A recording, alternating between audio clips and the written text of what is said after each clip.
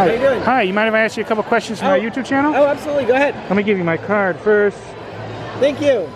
The Presidential Tourist. Yep. That's awesome. Can you... Oh, go ahead. Let me stand here. Yeah, that's fine. Can you just tell me a little bit about...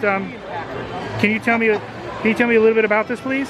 Yeah, sure thing. My name's Scott from Scott Makes MOCs, and this is my giant Mario theme park build that I did. I worked for about 3 years, almost 400 hours of building to do it. I started in 2019. I wanted to build a themed roller coaster. At first I thought it was going to be kind of like a mine car roller coaster, but when I heard LEGO announce that they were partnering with Nintendo to do Mario sets, I decided I wanted it to be Mario Kart themed, and this kind of grew as I went along.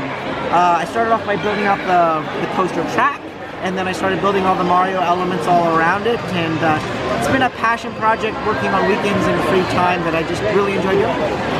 Now, how much money do you have invested in that? That must be a lot. I couldn't really begin to tell you how much money I've invested in this. I do buy most of the Mario kits that come out, mostly because I use a lot of the Goombas and Koopas and all the figures for it.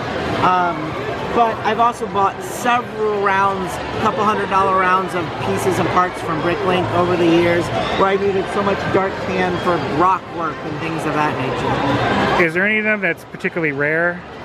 I wouldn't say that there's anything super rare here. As for like older pieces, the bottom of the airship is actually built out of an old Caribbean clipper ship, which I bought when I was like 10 years old in the 1980s. So it's an old, very old pirate hull ships, or what the bottom of it is. So intermixed in here are pieces that I've had since I was a kid, with things that I bought at the LEGO store while I was building. Now, the path of the track, did you take any real roller coaster as your inspiration, or did you just kind of mold it to how you wanted it? It was kind of, the trick with the roller coaster is making sure that your course has enough momentum that the trains can keep going and don't stop halfway through, or don't jump the track because they're going too fast.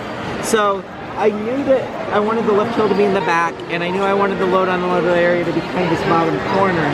The actual course changed its route several times as I was going through, simply because I was going too fast at times or not fast enough at times. So I knew that I wanted to have several little drops and have it go through things like tunnels and airship, and so just kind of worked on it. The track is the first thing I did. There was nothing else besides track pieces and lots of little Lego sticks stacked in the air to make the track work. What's involved when you have to transport that from place to place? So it can break down into 3 sections. When that happens, the roller coaster breaks kind of in the middle. There's a lot of rebuilding when that happens. We were able to fit the entire coaster section in the back of an SUV with all the seats folded down. I do take off things like the airship and a couple of the high parts so that they can fit into the car. The Yoshi area, all the little individual elements, each carnival game, each ride can come off individually, and then you just got kind of the land base that you have everything on top of. What about weight? How much does that weigh? We have no idea. My dad and I can lift the coaster by itself, but it is pretty heavy. Several hundred pounds. Now, just a second, do you use glue or anything to keep it together? Nothing is glued. None of the pieces are glued together.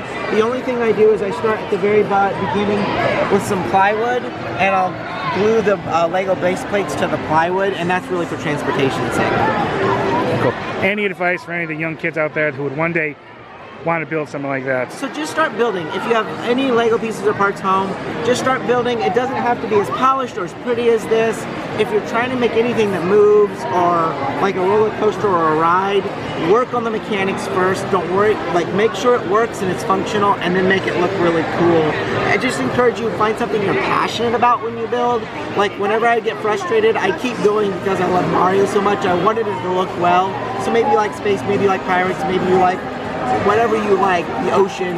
Just maybe find something you're really passionate about so that you can keep going and keep trudging to make that MOC you've always dreamed of. Awesome, thank you. You're very welcome.